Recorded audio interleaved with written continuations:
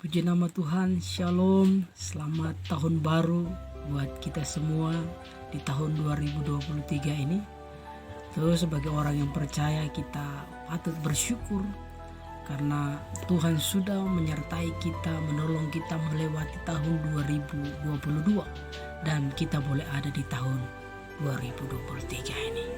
Tahun 2023 ini adalah tahun di mana orang memprediksikan di tahun 2022 yang lalu bahwa tahun ini adalah tahun yang boleh dikata akan memasuki tahun yang sulit, akan tahun ekonomi gelap. Apapun itu, apapun prediksi itu, apapun pernyataan-pernyataan yang dikatakan, tetapi saya mau katakan sebagai anak Tuhan, sebagai orang percaya di dalam Kristus Yesus, kita tidak perlu mencemaskannya, mengkhawatirkannya, menanggapinya secara berlebihan. Ya, bukan berarti maksud saya bahwa kita masa bodoh dengan keadaan itu. Ya, kita perlu bijak juga menjalani hidup kita. Kita perlu juga mengatur apa yang perlu kita atur dalam hidup ini agar di kemudian hari kita tidak mengalami kesulitan, kesukaran dan lain sebagainya. Ya, saudaraku yang terkasih dalam Tuhan kita Yesus Kristus, saya mau membagikan satu kebenaran firman Tuhan buat saudara saat ini yang terambil dalam Injil Matius pasalnya yang ke-6 ayatnya yang ke-25. Saudara, Injil Matius pasal 6 ayat 25 berkata demikian. Karena itu aku berkata kepadamu, janganlah khawatir akan hidupmu, akan apa yang hendak kamu makan atau minum, dan janganlah khawatir pula akan tubuhmu, akan apa yang hendak kamu pakai. Bukankah hidup itu lebih penting daripada makanan dan tubuh itu lebih penting daripada pakaian? Saudara yang terkasih dalam Tuhan kita Yesus Kristus, Alkitab mengajarkan kepada kita, kita tidak perlu merasa khawatir tentang apa yang menjadi kebutuhan dalam hidup kita. Kita tidak perlu khawatir tentang apa yang menjadi kebutuhan dalam hidup kita. Mengapa? Alkitab mengajarkan kepada kita jangan khawatir.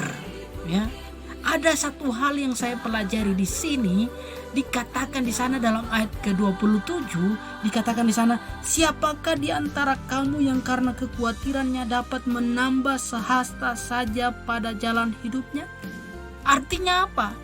Khawatir itu tidak akan menambah apapun. Apapun dalam hidup kita tidak akan ditambahkan, ya. Saudara yang terkasih dalam Tuhan kita Yesus Kristus, mari kita lihat apa yang dimaksud dengan kekhawatiran ini. Khawatir dalam teks ini, dalam Matius 6 ayat 25 ini diartikan di dalam bahasa aslinya itu merim now, dalam bahasa Inggris artinya to be over and anxious. Artinya apa? Artinya kecemasan yang berlebihan. Ya, saudaraku yang terkasih dalam Tuhan kita Yesus Kristus, Alkitab mengajarkan kepada kita, boleh berita itu datang, ya, boleh orang meramalkan tentang apa yang akan terjadi di tahun ini. Tapi saudaraku yang terkasih dalam Tuhan kita Yesus Kristus, Alkitab mengajarkan kepada kita, jangan kita memiliki rasa khawatir, kecemasan yang berlebihan. Tuhan Yesus katakan dalam Injil Yohanes pasal 14 ayat 1. Dia katakan bahwa percayalah kepada Allah. Jangan gelisah hatimu. Percayakan hidupmu kepada Allah. Ya. Amin. Saudara yang terkasih dalam Tuhan kita Yesus Kristus, ada beberapa hal yang saya pelajari ketika orang memiliki rasa khawatir yang berlebihan. Ada beberapa hal yang saya pelajari di sini.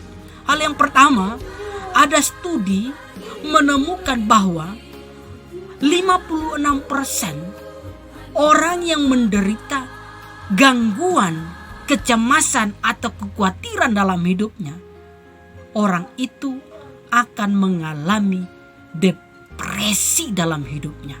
Ini dampak negatif orang yang memiliki kekhawatiran yang berlebihan. Itu masalah mental. Yang kedua, saya pelajari juga, saya temukan orang yang memiliki kekhawatiran yang berlebihan itu juga mengalami gangguan kesehatan dalam hidupnya, ya. Saudara yang terkasih dalam Tuhan kita Yesus Kristus. Oleh sebab itu, Alkitab mengajarkan kepada kita, jangan engkau khawatir terhadap apa yang kau makan, apa yang kau minum, apa yang kau pakai. Artinya Alkitab mengajarkan kepada kita, jangan kita khawatir tentang kebutuhan-kebutuhan dalam kehidupan kita, ya.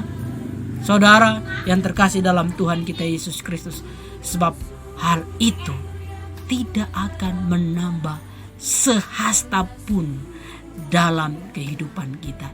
Justru yang saya temukan, orang yang khawatir justru bukan menambah hal yang baik, menambah hal yang tidak baik dalam hidup kita. Oleh sebab itu, saudara, percayalah kepada Allah di dalam menjalani tahun 2023 ini. Kiranya Tuhan Yesus memberkati kita. Shalom.